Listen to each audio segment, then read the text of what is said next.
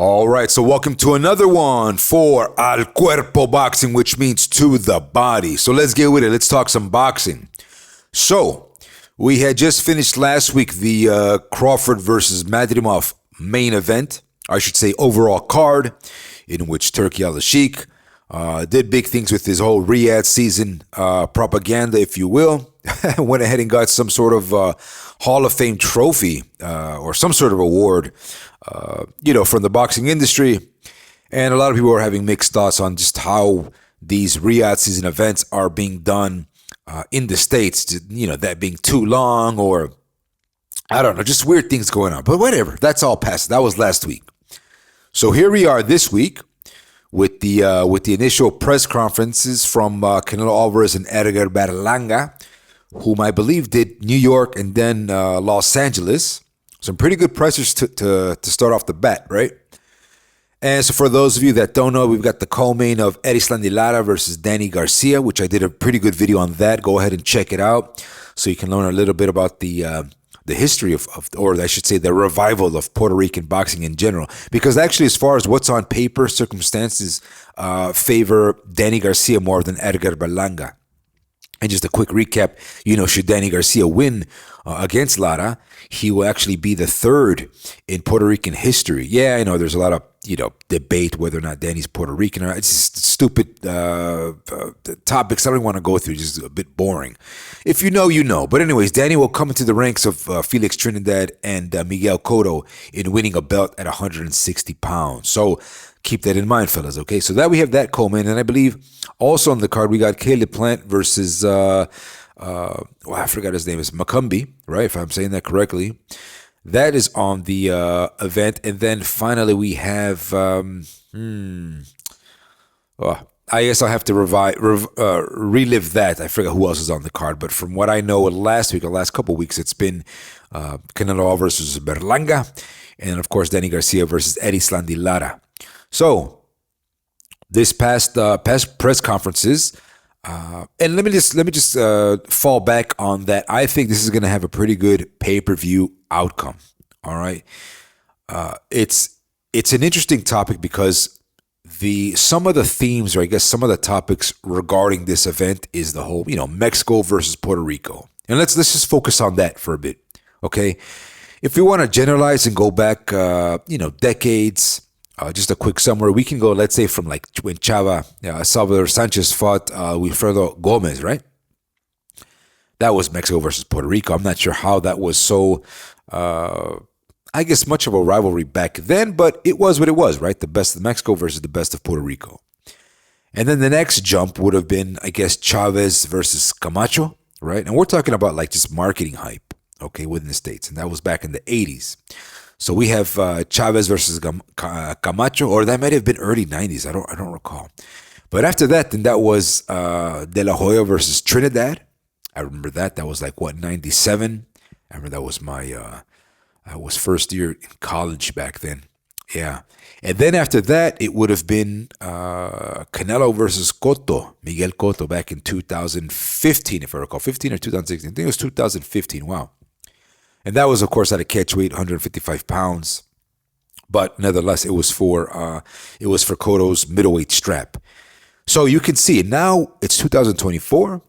Canelo has gone up the ranks and gone up in weights, and now it's at 168 pounds. And so Canelo Alvarez is defending his belts, though he's no longer undisputed, but he's defending his belts against Edgar Berlanga. And again, since Canelo versus Cotto, which, remember, guys, that did almost 1 million pay-per-view buys. That did 900,000 pay-per-view buys in a time where, HBO was at its end. And then, of course, Showtime had just ended a couple years ago. But here we are now in a whole new era of streaming. Pay-per-view is still alive. And I want to say that the whole Mexico versus Puerto Rico revival will come back strong on September 14th. All right.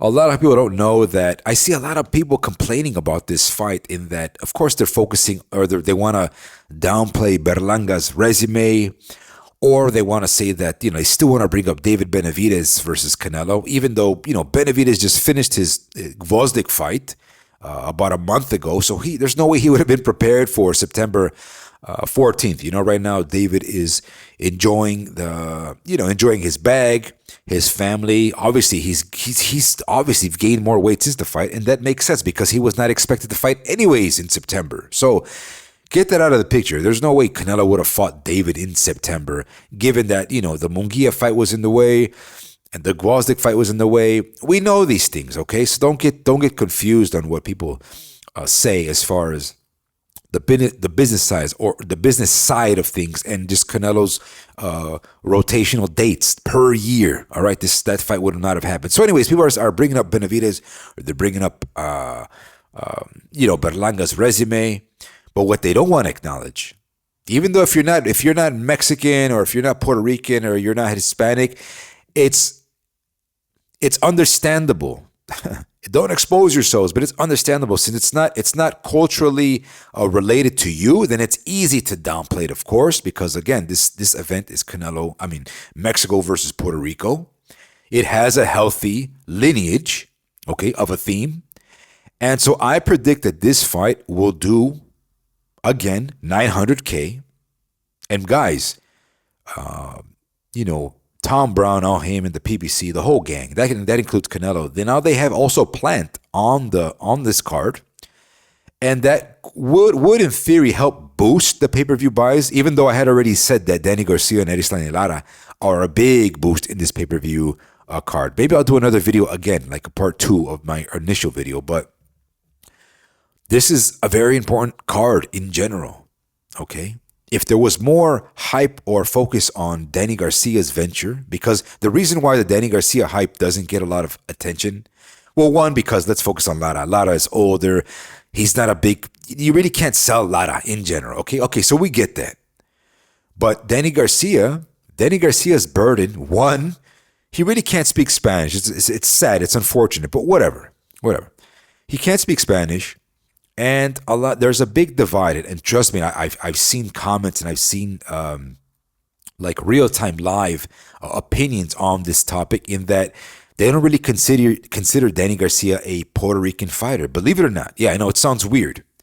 I even I sent a message, to Kevin Eel on this type of topic, and even he seemed a bit confused because he was focusing more on Berlanga, but I wanted him to acknowledge that we know Puerto Rico is a Commonwealth of the United States, and so anybody born in Puerto Rico gets automatic American citizenship, and vice versa. If you're born in the United States, it's easy for you to go to Puerto Rico.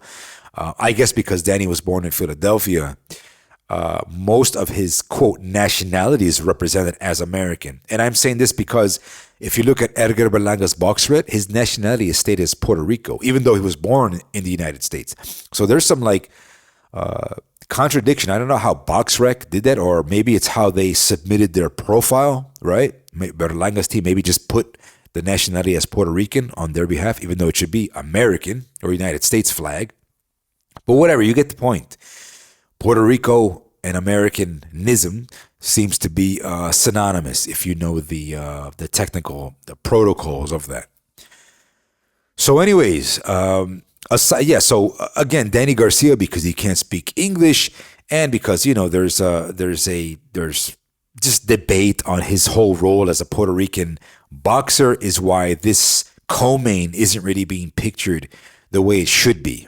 I just, out of respect, because I just gave you some facts about Americanism and Commonwealthism. Again, should Danny Garcia win this fight against Erislandy Lara, he will be a third middleweight champion in the, quote, Puerto Rican ranks. He'll be aside Tito Trinidad and Miguel Cotto. So you guys decide what you think about that, but we know. So anyways, more on this press conference. I like it. I think it's going to sell. My honest thought and theory is that I think Edgar Berlanga's team and Canelo Alvarez's team, whom are all being advised by PBC to promote this fight as strongly as possible. Really, I don't really think there's any serious animosity between the two. Unfortunately, there should be, but I don't know. I could be wrong, but I think there's a little politics at play here, guys. I think that Al Heyman, Tom Brown, they're seeing what's going on between the political side of Turkey Al-Sheikh versus Canelo Alvarez. They're seeing these. And I've said it before. I said it in my previous uploads, or I guess my talks with other panels, in that I don't think Turkey Al-Sheikh knows boxing the way you guys think he does. It's not really there. I think, again, sports washing becomes a very complicated topic, guys. It's not really about boxing. It's just, well, I guess sub-sports in general, and their whole reform philosophy, their whole reform revolution in trying to get people to come to Saudi Arabia, for this whole 2030, venture. That's their goal. That's their mission. They have probably about 20 billion of a budget to spend until then. So a lot of it is geopolitical. They want people to recognize Saudi Arabia as a, quote, good country. Really, that's what it comes down to. Okay. And I'll probably talk about that in another podcast if others want to join on that. I think it'd be good. But anyways, Canelo versus Berlanga. Now we've got Canelo. Look, I'm going to say this. Canelo versus Edgar Berlanga, if they talk Spanish strictly here forward, or if they at least do like 50-50, it's really, really, really going to excite the fan base from both sides. Okay? Because look at the history, boys. Look at the history, right? So Canelo fought Munguia. He fought Jamar Charlo. He fought Caleb Plant. And then before Caleb Plant, who did he fight? Oh, I forgot who he fought. Oh, John Ryder, right? It was John Ryder. But anyways, you never seen Canelo come out in a Spanish-speaking tone, all right? Now, this is going to gravitate a lot to the Mexican fan base. Maybe this has been a miss to the Mexican fan base. Maybe this is what they want. It might reignite the whole Mexican fan base. And when I mean Mexican fan base, I'm talking about literally the Mexicans from Mexico tuning in.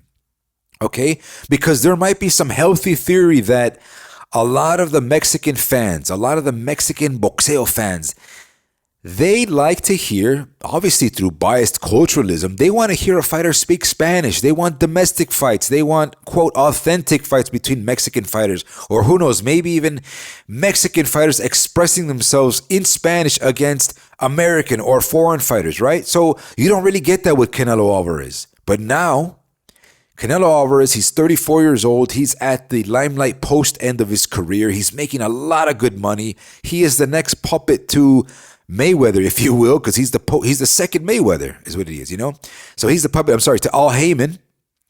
So I think he's liking that. And he even readdresses it, that he's earned the position to be in this position, right? So Canelo Alvarez knows now. I don't know if it's so much of a game in these press conferences, but speaking Spanish helps the Mexican market. Okay, they might be like, wow, I never seen Canelo in this type of light. And he's going against a Boricua, and they're both going back and forth. And it's reviving people of the Mexican versus Puerto Rican rivalry. All right? Going back, again, let's go backwards from Canelo Alvarez to Miguel Cotto, which those conferences were too respectful, right? And then before that, we had De La Hoya versus Trinidad, but that was more Mexican-American versus Boricuaism, right? Before that, we had Chavez versus Camacho, which was Mexico versus, I guess you can say, North American Boricuaism. And then old school, we would go, Salvador Sanchez, Chava versus Wilfredo Gomez, right? Pure Mexico versus the island of Puerto Rico, right? So here we are today. Now it's Canelo against New York, against North American Boricuaism. But it's nice that these two are speaking Spanish going at each other, because it has literally an authenticity. Guys don't want to talk about that, okay? As a matter of fact, I'm going to say this right now. I'm going to timestamp this, because Canelo Alvarez versus Edgar Berlanga, if they go at it the next month in Spanish, it is an authentic rivalry between Mexico versus Puerto Rico. A lot of you guys who are not culturally, affiliated or connected to it, even if you're not biased, if you, as an Hispanic fan of boxing, Canelo Alvarez versus Edgar Berlanga speaking in Spanish is pure, authentic Hispanic boxing, if you will, right? So I think that's going to do a huge thing on pay-per-view buys. And I said before, unfortunately, Danny Garcia can't really, he can't, he could probably speak a little bit of Spanish, but could you imagine if Danny Garcia spoke Spanish and also was advised to do some trash talking with Erislan Lara and vice versa? If they were told, hey, Lara, mira, tienes que decir esto. And to Danny, my gosh, this would do 2 million pay-per-view buys. I kid you not. All right. How much of a factor would Caleb Plant be, versus McCumbee? And that's another thing too. Can you imagine if Caleb Plant, and you know what, I'm going to sidetrack here because recently on the Boxing Voice, I think it was about a day ago, Nestor Gibbs from the Boxing Voice had said that, he was saying that there's a big double standard on Canelo or just this whole kind of racial type of tones in boxing, in that it's easy for people to say, oh, Canelo's on this Euro tour or rock band or Euro trash tour, right? But if we say, Canelo's on a hip hop or rap tour, it might be politically incorrect, right? So he was making a good point about that. Okay. So how does that tie into this whole Mexico versus Puerto Rico thing? Well, I'm going to say that this Canelo versus Berlanga, forget I'm going to say Mexico or Puerto Rico, because then people might just dismiss that when they hear those two words together. But Canelo versus Berlanga, Canelo versus Berlanga, speaking in Spanish, ahead of each other, which, by the way, it does sound authentic, what they're saying. I think it's going to literally bring about 1 million pay-per-views. I said that Danny Garcia versus Lara would bring about 200, K pay-per-views, because of course you got the whole Cuban fan base. They want to defend that title at 160 pounds. This is the fight they've been wanting, against another Latino, and that being Danny Garcia, who's now going for his third weight division world championship. Okay, so you got Florida and you got all the way up to the tri-state up in the East Coast. We've got Cuba versus Cuba versus Puerto Rico. Sorry. Cuba versus Mexico once upon a time when it was Lara versus Canelo, right? But anyways, you have this nice historical blueprint, man. I think PBC are geniuses in their marketing, okay? Because they have all these connected fighters once upon a time, right? That have a lineage to Canelo. Canelo with Lara or Canelo with Caleb Plant. So to a casual perspective, to a casual metric, when casual fans say, yes, that's that Plant guy that Canelo beat. Oh, wow, yeah, Erislan Lara, he was also in that. Estaba en esa tarjeta. I speak Spanish now. This is going to have a really, really good projection, guys. I'm actually excited for this. More so because, and I said in my previous video, let this be a warning to Turki Al-Sheikh on who he's going against in the Western world as far as the, quote, face of boxing. This is not Tyson Fury or Anthony Joshua. And I'm not trying to downplay them. This is more about, and this is geopolitical, guys. This is my own personal opinion, okay? This is about a Saudi Arabian country whose reform tactics are to use sports washing, and they appoint a guy like Turki Al-Sheikh to go to the West, allocate budgets, whatever, do your thing, they're saying.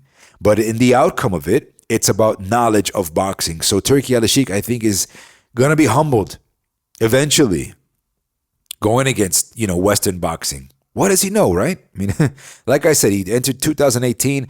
Saudi Arabian culture, or I should say Turkey's knowledge and culture, is not the same as American boxing culture or Mexico versus Puerto Rico, let alone Mexico versus Mexico. There's a reason why. Okay, so they have unlimited funds, unlimited monies to make big fights with Fury, AJ, and Usyk. But for some reason, Turki Al-Sheikh doesn't want to put his Riyadh season logo to give the purses of, let's say, a $300 million or $250 million fight between Canelo versus Benavidez. Come on, guys. This makes sense, right?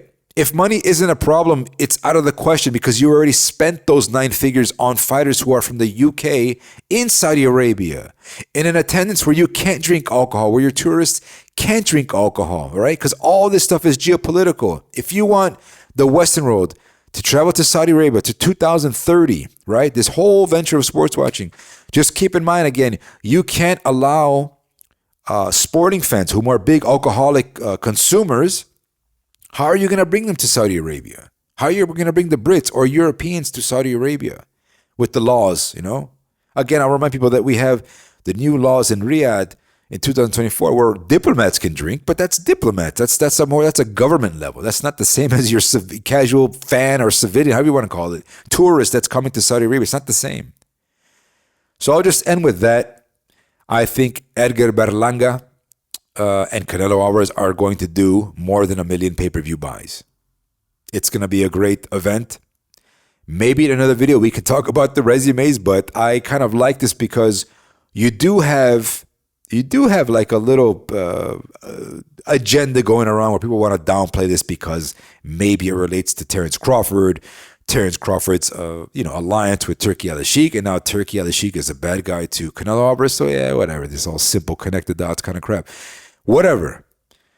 What we do know is that the press conferences are real, gentlemen.